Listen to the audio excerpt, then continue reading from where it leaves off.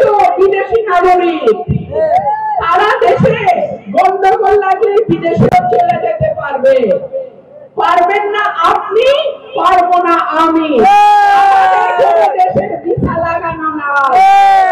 আর সরকারকে অনুরোধ করি, এমন কোন কাজ করবেন না, এমন কোন অপকর্মে জড়াবেন না, এমন কোন দুর্নীতি করবেন না, এমন কোন ওয়াদা করবেন না যেটার কারণে আপনার সেফ এক্সিটের প্রয়োজন হতে পারে।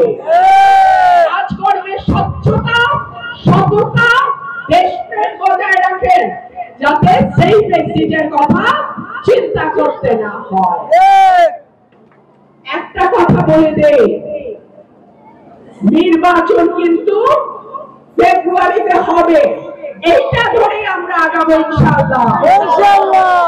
এর মধ্যে যদি কেউ নির্বাচন বানচালের চেষ্টা করে, কেউ যদি মনে করে ফেব্রুয়ারিতে নির্বাচন হলে তার পক্ষে নির্বাচনে ভালো করা সম্ভব না, সেই দলের পক্ষে নির্বাচনে জিতা সম্ভব না, কেউ যদি মনে করে নির্বাচন পিছিয়ে দেবে, হুঁশিয়ারি দেয়, ইনশাআল্লাহ ফেব্রুয়ারির মধ্যেই বাংলাদেশের নির্বাচন হতে হবে। আমাদের আগামী নির্বাচন অনেকেই মনে করে আওয়ামী লীগ নাই সুতরাং সহজ হবে। নির্বাচন কিন্তু সহজ হবে না এখন থেকে আপনাদের প্রস্তুতি শুরু করতে হবে। আমি আজকে তাল শহরের মিটিং করে হয়তো ঢাকায় চলে যাব, কিংবা শাহবাজপুরে আমার বাড়িতে যাব, কিন্তু এলাকায় আজকে যারা আমার কথা শুনলেন, আমাকে ভালোবেসে কষ্ট করে এই গরমের মধ্যে মিটিংটায় আসলেন, কথা শুনলেন, আপনারাই কিন্তু আমার এলাকার রুমিন ফারহানা। এমন ভাবে কাজ শুরু করবেন যেন আগামী নির্বাচনে আপনি প্রার্থী, আপনি ভোটার, আজকে থেকে কাজ শুরু করলে ইনশাআল্লাহ 4 মাসের মাথায় আমরা রেকর্ড পরিমাণ ভালো ফলাফল নিয়ে ঘরে ফিরতে পারব। আর একটা কথা বলে শেষ করি, নির্বাচনের এই 3 মাস হাতে আছে, 3.5 মাস, 4 মাস, এই সময়টায় এলাকায় এলাকায় বিএনপি রুমিন ফারহানার দুর্গ গড়ে তুলবে।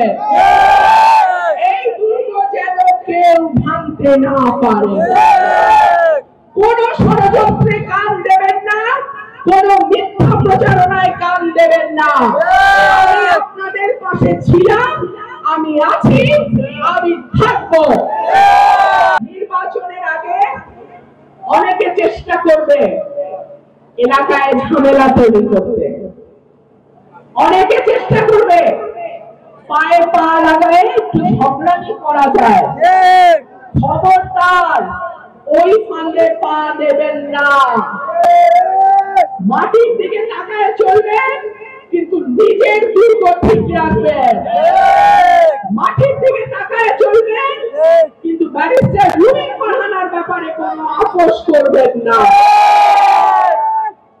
নির্বাচনে এমন ভাবে আমাদের প্রতিটা কেন্দ্র পাহারা দিতে হবে যেন একটা জাল ভোট কেউ দিতে না পারে, একটা ভুয়া ভোটারও কেন্দ্রে আসতে না পারে।